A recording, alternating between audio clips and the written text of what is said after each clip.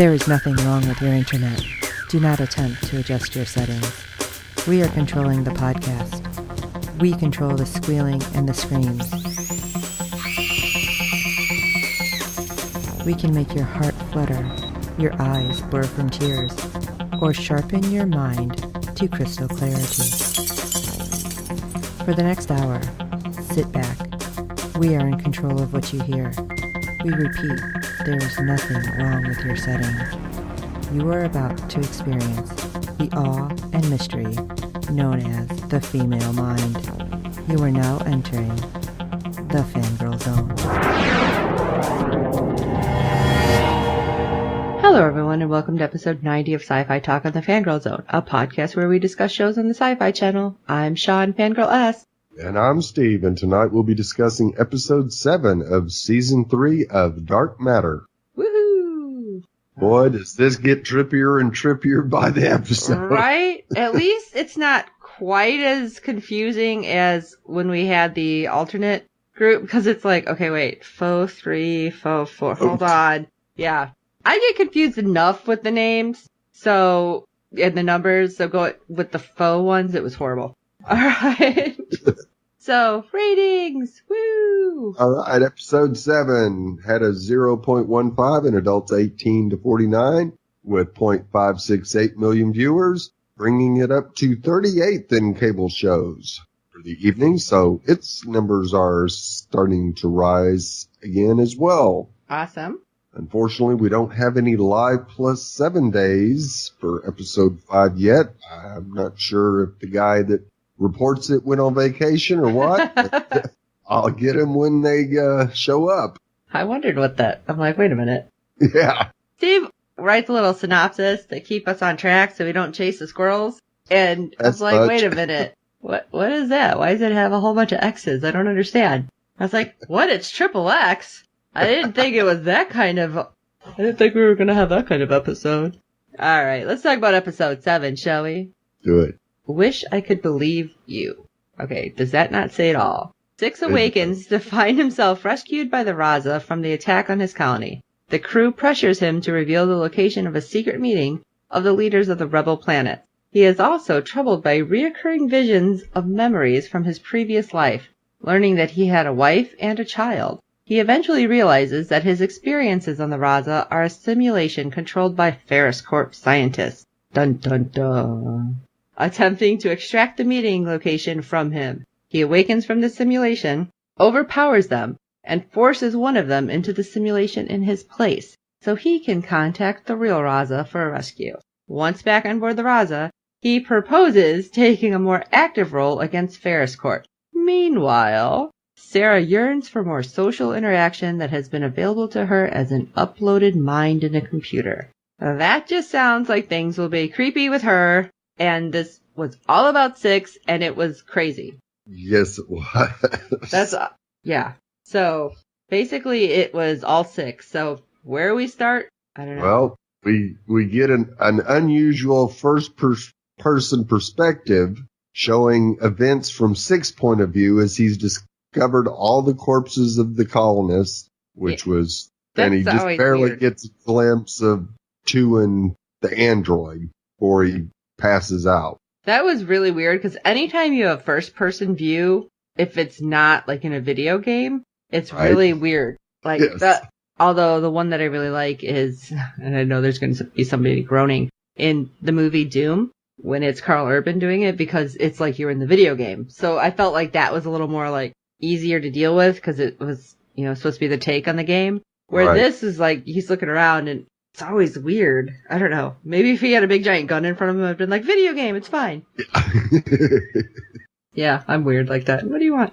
All right, so 6 wakes up on the Raza and is told that everyone on the planet is dead.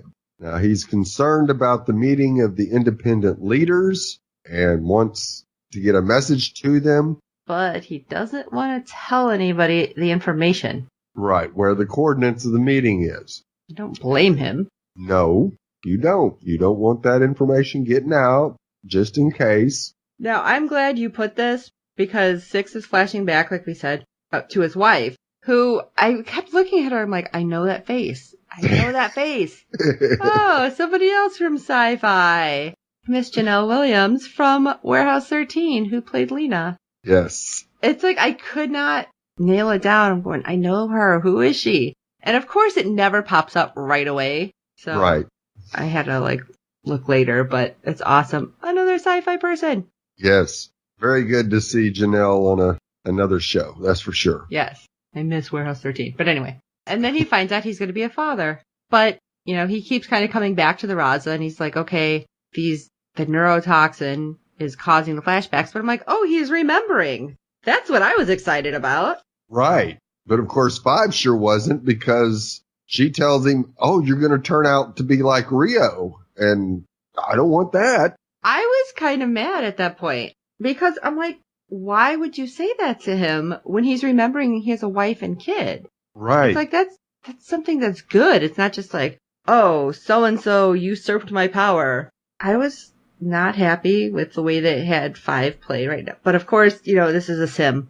Right. And I have to ask, you think that was more his subconscious saying that to him? Or was it one of the scientists actually putting that in his head? I really think it was him because as we go through the episode, I believe that the little things that started showing up to convince him that this wasn't real was more inside his head than mistakes made by the scientist. Now, when he starts trying to read stuff and it's not readable, that I believe was an error by the scientists. Mm. But I think the way 5 acted, the way 3 acted, 2 and the android were both pushier than all get out, trying to basically demand that he give them the coordinates. And then 3 saying, well, we got to save the people.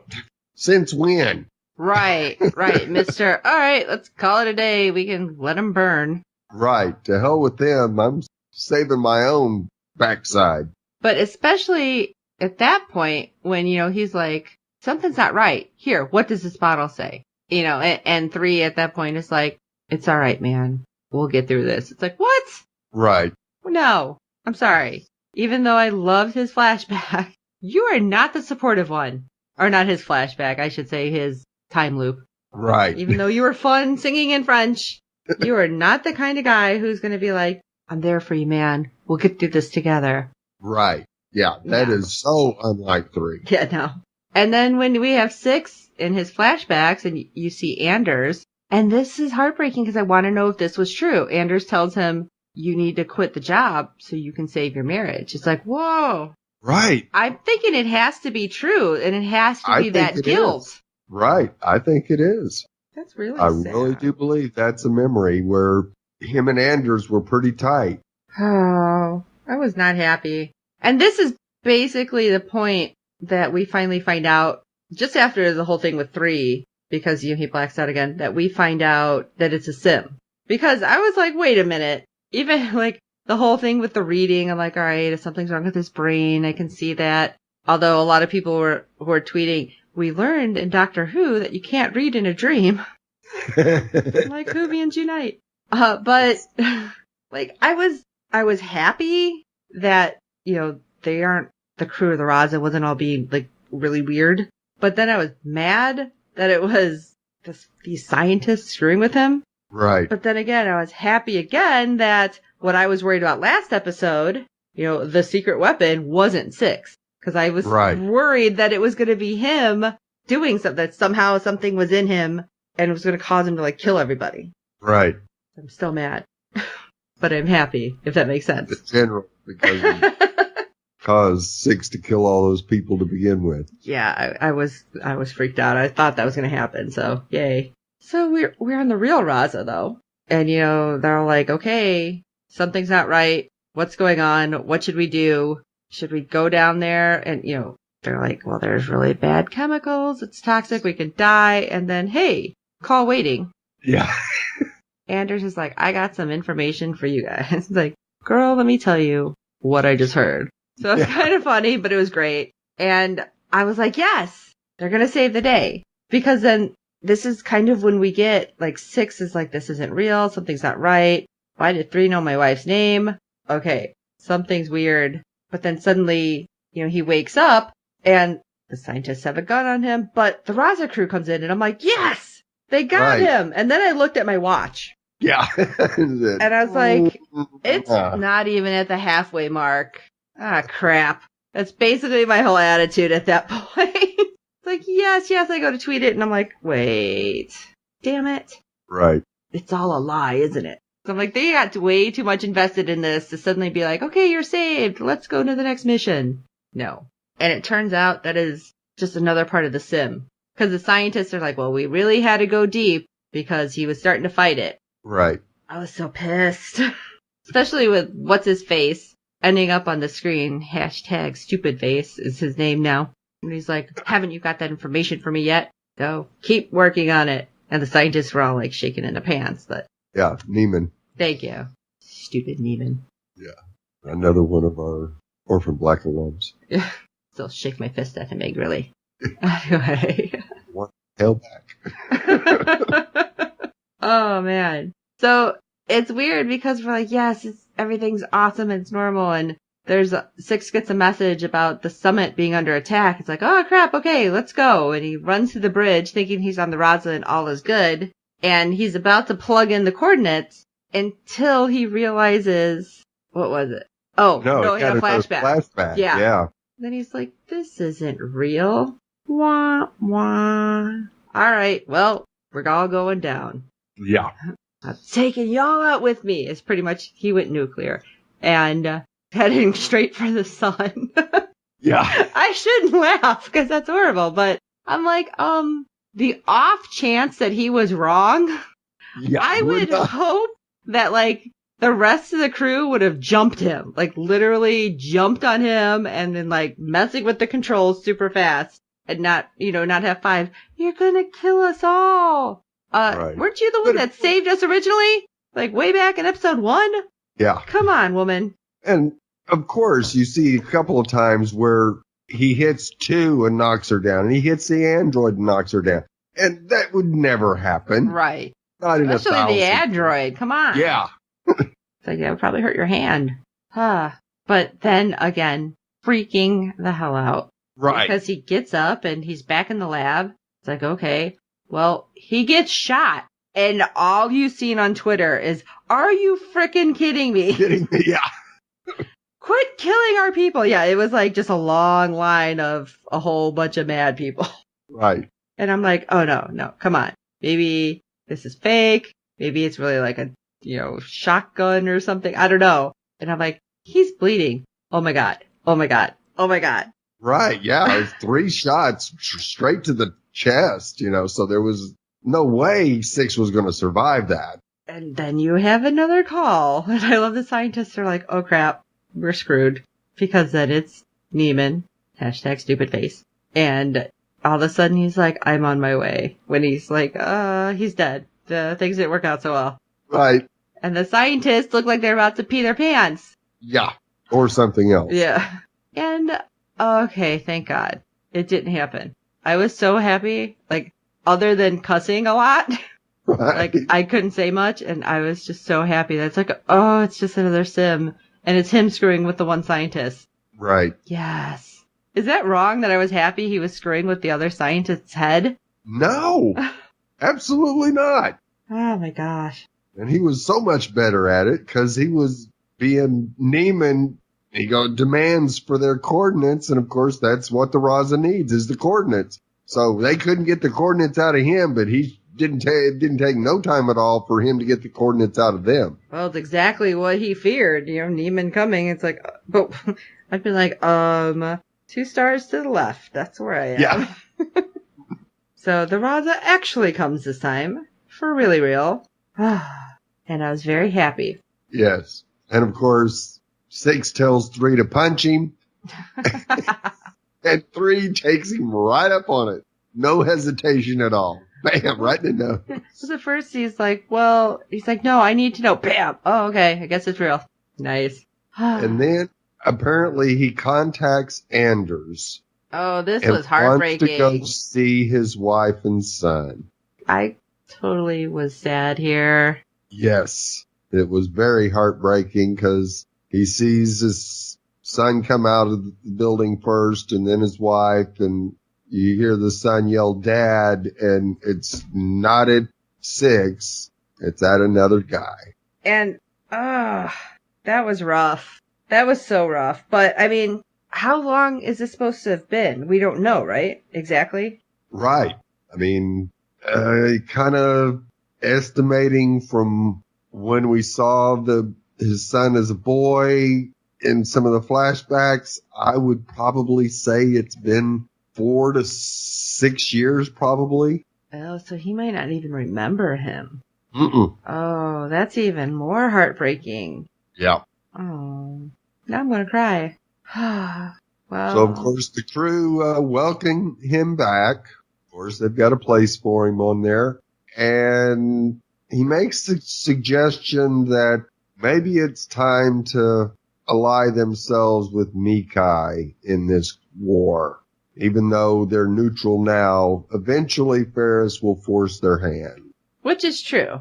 Oh, absolutely. Nobody's going to be able to stay out of this. No, not at all. And I thought it was kind of weird, though, that in this episode, two goes in to talk to Sarah. Yes. And which really weird. Yeah, I'm like, I don't remember them supposed to have known each other. Not really. Or is it just supposed to be because she's on the ship or part of the ship? Yeah, I'm assuming that 2 figures that she should at least introduce herself. And Sarah seemed to know her. So I think while she was still alive, she did meet the whole crew. Oh, okay. And I think part of it also was that 3 seemed sad about the whole situation, since now he's Sarah's entire world, and that's a lot for him to handle. So I think that kind of pushed 2 to at least go say hi, which she did.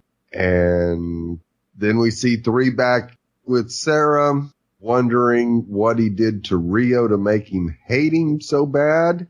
I have a theory, but okay, go ahead. Let's finish this first.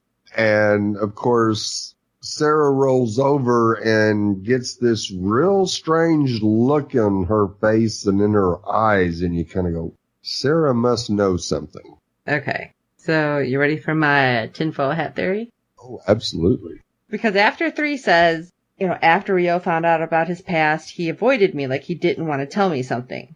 Right. And Sarah gets that look, but 3 doesn't see it. I was thinking that it was, in fact, not 3, but something about Sarah. Ooh. And then that's why Sarah, didn't say anything. And she's just like, oh, it's fine. Don't worry. He was weird. That maybe Sarah was, losing it at some point or tried to hurt 3. I don't know. But I think it's Sarah, not 3. Okay. So, and especially the way she starts acting. Right. And then this weird thing that we see with Android, that just in the middle of the night, she wakes up and she's walking around, she's opening every one of their doors. Now, okay, I understand being a heavy sleeper, but those doors aren't quiet. No. And then at the point, and this is the other reason that I feel like my theory might be right, she's in 3's room and suddenly has a gun on him. Right. And she, puts it down and walks away. I'm wondering if somehow, because Sarah is evolving her habitat, I don't know how else to say it. Right. And somehow she's able to, since she's part of the computer, get into Android. And because 3 thinks, Rio knows something, but it was him, that in fact it was her, and that she's considering having to take him out before he finds out what it is that Sarah did. But she can only access Android when she's down, in sleep mode or whatever.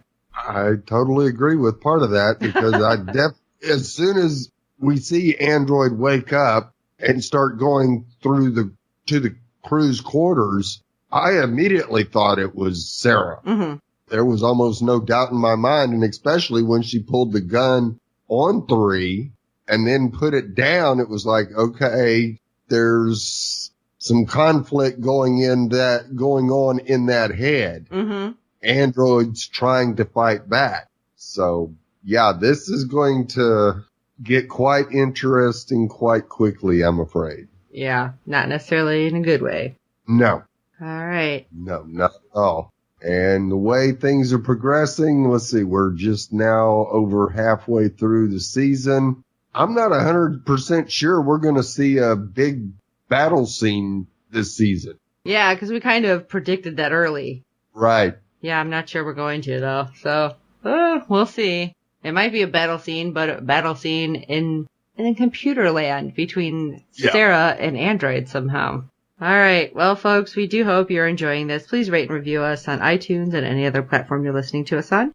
Good ratings and reviews help other fans of the show find us. We hope you're telling your friends about the show and the podcast, and we hope that when you're tweeting with us at FGZ Podcast, but that you are, of course, hashtagging the show, because that makes a difference, especially looking for another season. So, hashtag Dark Matter, don't forget that. So, for this episode of Sci-Fi Talk number 90, holy crap, I am Sean Fangirl S. And I'm Steve. Apparently there is a fate worse than death, and it's Commander Neiman of the Ferris Corp. Until next time.